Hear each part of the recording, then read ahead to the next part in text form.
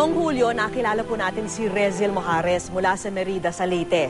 Ipinanganak siyang may pambihirang sakit sa balat na unti-unting kumakalat sa kanyang ulo. Marami po ang naantig sa kanyang panawagan. At kamustahin po natin si Rezyl ngayon.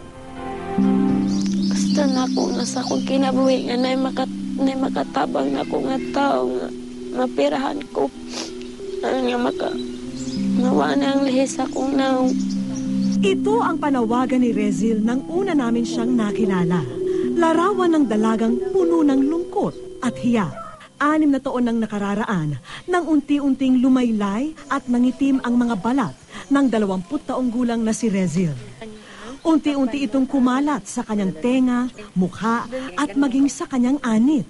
Nang aming ipasuri ang kanyang kondisyon, isa pala itong klase ng tumor. Yung fibrous histiocytoma, more commonly known as dermatofibroma, is a type of soft tissue skin tumor. It commonly affects female.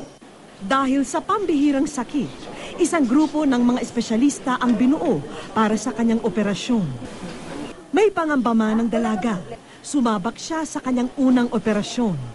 At makalipas ang ilang araw, eto na si Rezyl ngayon. At the very start, we have already told her na pwedeng stage procedure yon. So, hindi at one sitting.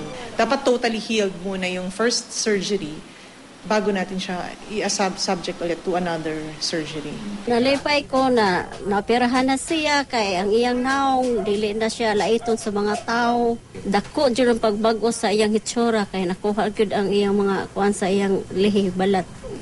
Kaya sa kanyang pagbisita sa amin, hindi na maitago ang tuwa. May akong dakong pasalamat sa GMA Kapuso Foundation, ilawin na sa mga donors, sa mga doctors sa Jose Reyes. Daghang salamat. Hindi pa man lubusang gumagaling ang mga sugat, lubos siyang nagpapasalamat. Dahil tulad niya, may angking ganda ang mga darating na umaga. Nakabalik na po si Rezyl sa Leyte para magpagaling. Pero umpisa pa lang po ito sa mga serye ng operasyon na kinakailangan niyang pagdaanan upang tuluyang mawala ang tumor. Samantala, nagpapasalamat po kami kay Dr. Reden Bukid Abella, Dr. Ida Lim, at sa lahat ng mga espesyalistang doktor na matyagang sumubaybay sa kanyang operasyon.